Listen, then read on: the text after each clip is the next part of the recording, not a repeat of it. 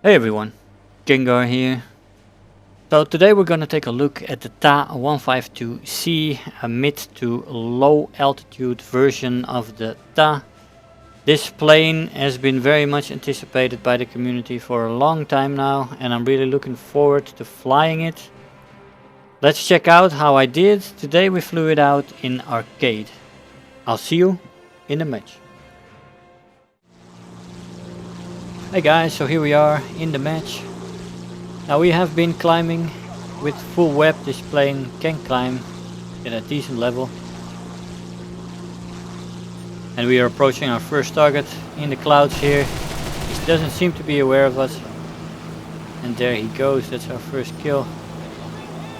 Now on our left we have another 190 in the clouds. You still see his dot there. And he seems to be going for that Arado on the right. So we're gonna try to approach him, see if he has the situational awareness. Yeah, no. Second kill, there's a K coming in, it's gonna be a head-on. Get out of the way. We do get hit, central gear leg. He probably had a crit there, and we have damage on both wings. That 30mm cannon is devastating if he had that. If he was shooting with that, could also be 20mm, but these holes are pretty big. I'm pretty happy that I have damage on both wings though, because that equals out the loss of lift on a wing. I have it on both sides, so in arcade that means the flight model is still workable, although I did have a slight pull to the right. You see I lost my cover there for my gear. There's no landing for me now. Is that same guy from before coming back up? See, a dive speed is very good in the sea. 800, 830 no problem, but this high speed means that I can't pull up in time to get guns on target on this K here. So we decide to take it up into the vertical. Now the elevator on this thing is very bad, that's why I choose to roll over here and go up. I don't like the elevator on the sea. It makes loops in the vertical very slowly. And that's not nice. You are better off to use rudder for turning. At high speeds, that is. Let's see, here's the same guy again who is going up again here. This is the third time I'm approaching him. And it doesn't seem like he's gonna go anywhere. He's on the top of his climb. It looked like his elevator turned off there, but we got a crit on the central gear leg. But it seemed like the elevator dropped off. The K there, the 109. Douglas, whatever his name is. The guy we couldn't pitch up to is following us. Now in the vertical the climb rate of this plane is disappointing. The armament is so heavy with 420mm and 130mm that the climb rate isn't good. Not in realistic and not in arcade. And that gives some problems with boom and zooming, because you cannot get out of a dive, you cannot regain the same altitude. And other planes are capable. We hit the elevator again here, by the way, the crit, nice shot there. And we're gonna go for a head-on with this 109. And with good climbers in this range, if we're fighting at 6.3. Other planes can pitch up at you from certain distances if their energy is good enough. So you really gotta keep your energy state and their energy state into account, but you can make judgment errors there. But the firepower is nice, especially in arcade, where it's always a little bit more important. Although it's also nice in realistic battle to have a plane that obliterates stuff. We're back into the clouds. They can't see us right now, except these guys below us. But there's some guy. Here comes another guy from the clouds. We're gonna go into a head-on. The plane doesn't want to go up right now. Also because of the damage we have sustained. The roll rate on this plane is magnificent, by the way. Really fantastic. We shoot that guy on fire. And let's hope he dies. Yes, he does. We have a 190 and a 109G coming for us. That's a guy I killed 4 times in a 109. He wants to take revenge. And fair enough. I tried to rudder turn here. And then pull with the elevator. But the elevator is weak, like I said. And the nose doesn't go up as fast as I wanted to. And that's unfortunate. Because we cannot get to this guy. Not even close.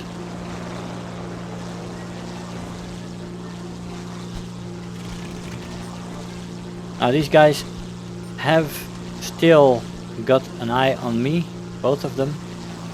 They haven't turned off, they are not diving away. And I thought I had enough separation here to make a hammerhead, but look how slow it goes. The elevator wasn't working at all. I started to use rudder, but it's too late now and it shoots off my right wing. And we are going down. This game though was already won, and I'll see you at the scoreboard. Now here we go, we stepped into our next plane, but not necessary to fly out with it. Our place in the team was second, we have 8 kills. We got killed once, unfortunately. 50,000 Silver Lion almost, 4,100 research points and Terror of the Sky. Giving us second place in this match. Hey guys, so here we are after the match. Now this plane is a little bit of a mixed bag for me. Because historically I am really interested in the TAS and the history of Kurt Tank and his design philosophy on planes. Fantastic. But looking at this plane, just like its predecessor, the Ta 152H1, the one that's already in the game, the flight model doesn't really compare to realistic stats for as far as I can see. I think it's very sluggish. It's a heavy plane because of all the armament. It has an average climb rate, which you can push up a little bit with web, but still the climb rate isn't fantastic, especially not at this tier where you have all kinds of insane climbers out there. And then you have to deal with a very weak elevator, where if you come out of a dive and you zoom out from your kill, you want to get back to altitude, you want to turn around in the horizontal. This goes very sluggish, very slow because of a very weak elevator. You basically want to try to use the rudder as much as you can, because turning in this plane with elevator is not very good. Maneuverability wise, the plane has a fantastic roll rate. It is one of the fastest I've seen. But take that with the other things, the bad elevator, the bad climb rate, the heaviness of the plane. It doesn't make for a great turn fighter, not at all.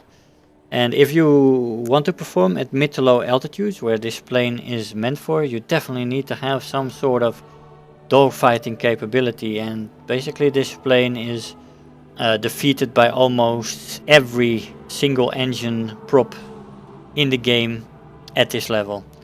They are all more maneuverable, have better turn times, stuff like that. So basically you're forced into a boom and zoom roll with this plane, because it is fantastic in a dive. It has very high top speed in a dive, and it has great acceleration in a dive.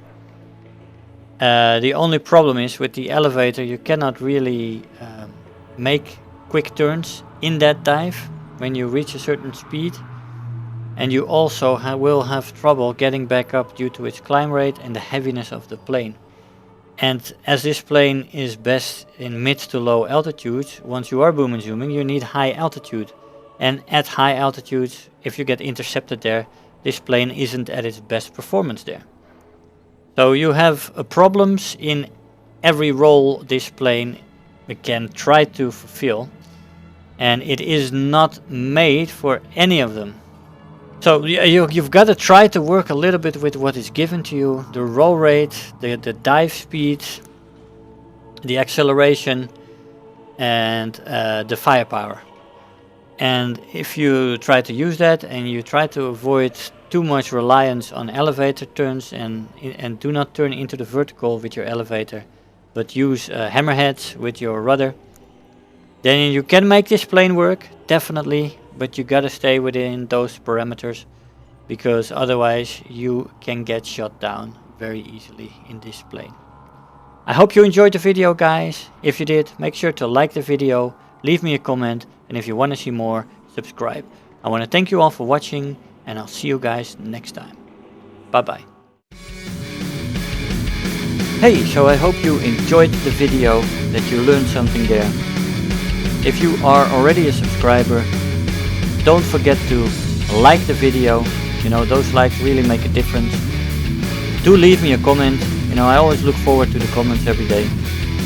And if you really feel like helping out today, make sure to share the video with your friends and let them know about the channel. If you're new here, make sure to hit the subscribe button, become part of this community.